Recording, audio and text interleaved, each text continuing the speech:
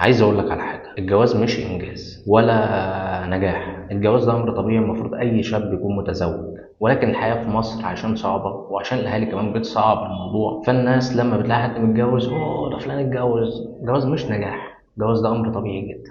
دي النقطة التانية، الجواز في مصر عبارة عن سبوبة. يعني انت لما تروح تتقدم لواحدة، كل الأسئلة اللي أهلها بيسألوها لك: عندك شقة تمليك ولا لأ؟ معاك كام؟ بتشتغل ايه؟ عندك بيزنس خاص بيك ولا لأ؟ هل في حد في العيله واسطه كده عشان ينفعنا؟ فاهمني؟ ده اللي بيسالوه. ما بيشوفوش بقى هل انت شخص محترم، هل انت عندك استعداد فعلا تشيل مسؤوليه، هل كل الكلام ده ما بيسالوش فيه. هو اهم حاجه معاك كام. يعني الموضوع بيع وشراء. وهنا بقى تيجي تروح لنقطه تانية، اللي هو انت لو قررت انك خلاص بقى هتتجوز واحده ورحت واتقدمت وبتاع، بص تلاقي الكلام كله زي ما قلت لك كده: ما عندك شقه ولا لا؟ معاك كام؟ عندك حساب في البنك ولا لا؟ كل الكلام. انا عايز اقول لك موضوع عندك حساب في البنك ولا لا دي البنات نفسها بدات تساله دلوقتي. يعني انت ممكن تبقى عارف لسه بنت ما كملتش الساعتين وتقول لك انت عندك حساب في البنك ولا لا. فاهم؟ دي بتفرق في وشها. انت كشاب يطلع عينك عشان تجهز شقتك وكل الكلام ده، اللي هو الموضوع بقى رقم فلكي مش بسيط.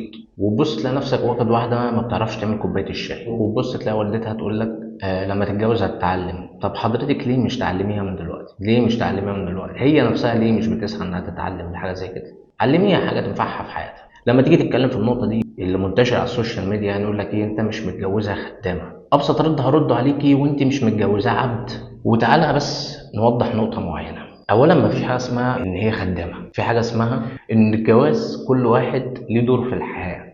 الراجل مطلوب منه يشتغل ويطلع عن امه عشان يعرف يصرف على بيته وكل الكلام ده، ويوفر لها الحياه الكويسه اللي هي تقدر تعيشها او يقدروا يعيشوها هما الاثنين. والست بدورها انها تاخد بالها من بيتها، من حته النظافه والتغذيه، وكمان اولادها وجوزها. فهو الاثنين بيكملوا بعض. وخليني ماشي معاكي في نفس النمط اللي انت بتقول عليه، ان انا مش متجوزها خدامه. بس انا لو مش متجوزها زي ما انت بتقولي كده خدامه بنفس نمطك، فانا متجوزها شرموطه. انا كده متجوزها عشان سرير. ما هي مش هتاخد بالها من بيتها، مش هتنضف، مش هتاخد بالها من عيالها. فانا هنا مش متجوزها عشان تبقى خدامه، لا انا كده متجوزها عشان السرير. فانا متجوزها عشان تبقى شرموطه. يعني حضرتك مش محتاج اني اروح ادفع دم قلبي عشان اجيب واحده عشان السرير بس، لان ده ممكن اعمله في الحرام عادي جدا. فاللي عايز اقوله لك ان الموضوع مش بيتحسب كده. والسوشيال ميديا والناس اللي بتطلع تقول لك مش متجوزك عشان يبقى خدامه مش عارف ايه، الناس دي بتقبض ارقام فلكيه، بيبقى عندهم بدل الخدامه 2 و3 و4 و10 وعادي. حضرتك لسه بتبداي حياتك، واللي جاي لك ده لسه بيبدا حياته، فما ينفعش تقارن نفسك باللي طالعه تقول لك الكلام ده. ومعظمهم بيكونوا مطلقات يعني معظم الناس اللي بتنصح البنات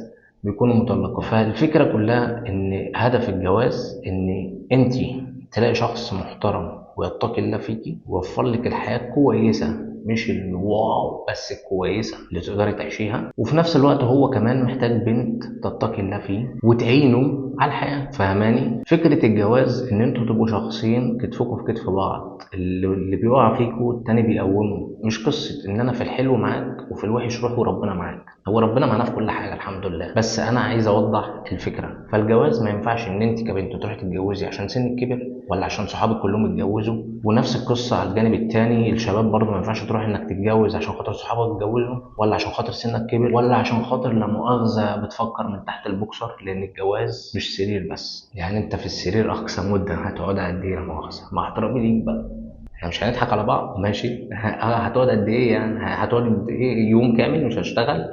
فالسرير ده اخر حاجه. وانا عايز اقول لك على حاجه: اي بنت هتيجي هتعمل العلاقه الجنسيه عادي جدا. اي برضو بنت هتتجوز راجل، الراجل اللي هتتجوزه هيعمل برضو علاقه جنسيه عادي. اختلاف طبعا مقومات، بس في الاول في الاخر هي كلها غريزه وشهوه واي حد هيعملها. فده امر مفروغ منه. فاهمني؟ الهدف بقى ان انت كشخص عايز تتجوز تدور على اللي تعينك على واللي تتقي الله فيك، وهي نفس القصه تدور على اللي يعينها ويتقي الله فيك. انا مش شيخ، انا شخص عادي جدا، بس بتكلم في الموضوع عشان ناس كتير تيجي تقول لك ايه: انت ما اتجوزتش، انت لازم تتجوز، انت مش عارف ايه. فبفهمك فكره الجواز حتى بالنسبه لي انا ايه. ربنا سبحانه وتعالى بيقول: يسر ولا تعسر.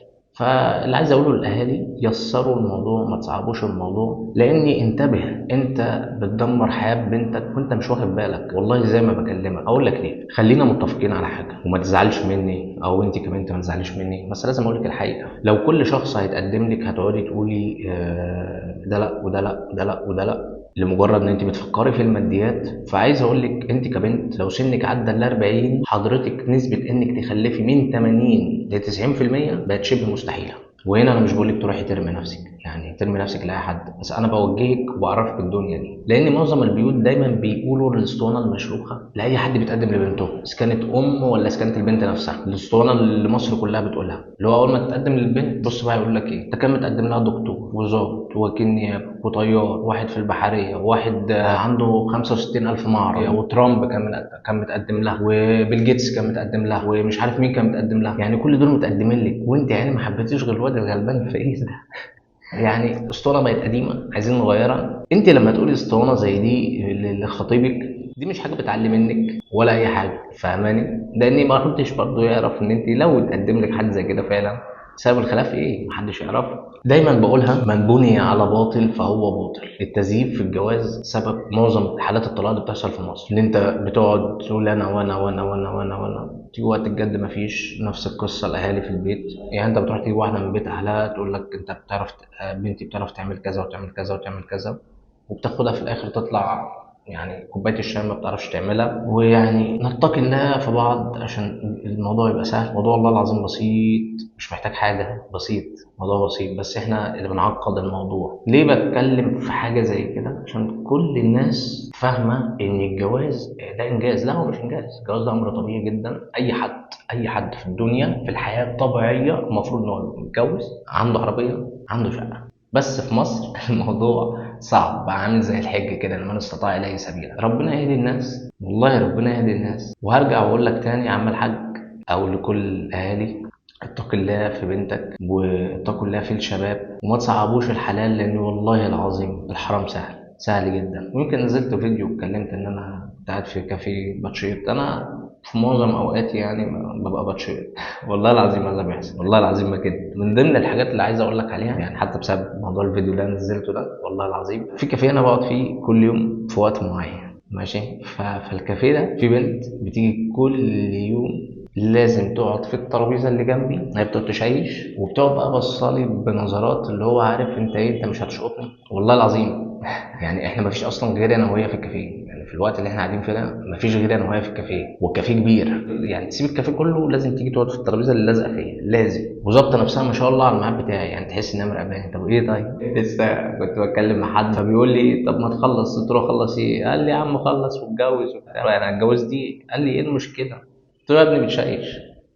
قال لي ايه المشكله؟ طبعا دي مشكله، يعني انا هروح اجيب واحده بتشيش؟ انا هروح اجيب واحده مثلا ما اكون داخل علينا عيد كده زي العيد ده، تقول لي مثلا ننزل قدامنا سجارتين جوبايتين كده، نقعد نعلق خابور مثلا في البيت انا وهي، ولا ايه؟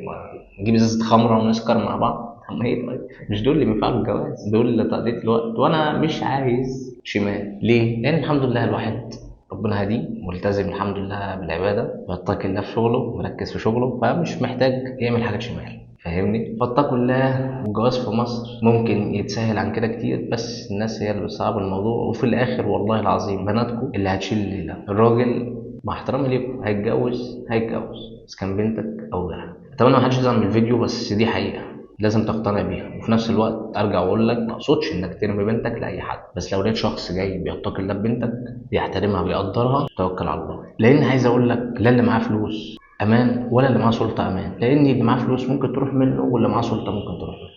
بس كده، سلام.